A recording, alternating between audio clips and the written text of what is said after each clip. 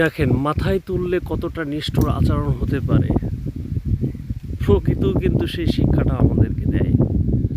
আসলে কোনো কিছুকে মাথায় তুলতে নেই।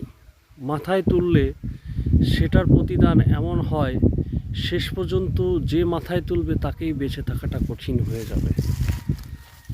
তার প্রমাণস্বরূপ দেখেন, কৃষক কিন্তু অনেক কষ্ট করে, অনেক টাকা খরচ করে এই যে একটা তারের বেড়া দিয়েছে। এ তারের বেড়া দিতে কিন্তু অনেক টাকা খরচ হয়।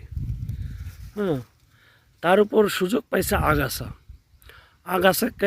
আগাছায় এই তারের বেড়াকে এমনভাবে আঁকড়ে ধরেছে যে কৃষকের এত টাকা খরচ, এত পরিশ্রম করে যে এই যে বেড়াটা দিল, এই বেড়াটা কিন্তু এখন পুরোটাই ঢেকে গেছে এই আগাছায়। হ্যাঁ, মানে কৃষক চাইছে জমি বাঁচাতে, আর আগাছা বেড়াটাকে এমনভাবে আঁকড়ে ধরে আছে যে তার মূল উদ্দেশ্যটাকেই নষ্ট করে দিয়েছে এই আগাছা। তাই কোনো কিছুকে এমনভাবে বাড়তে দিও না, মাথায় তুলে রেখো না, যেটা আসলে তোমার আসল উদ্দেশ্যকে নষ্ট করে, তোমাকে ক্ষতিগ্রস্ত করে।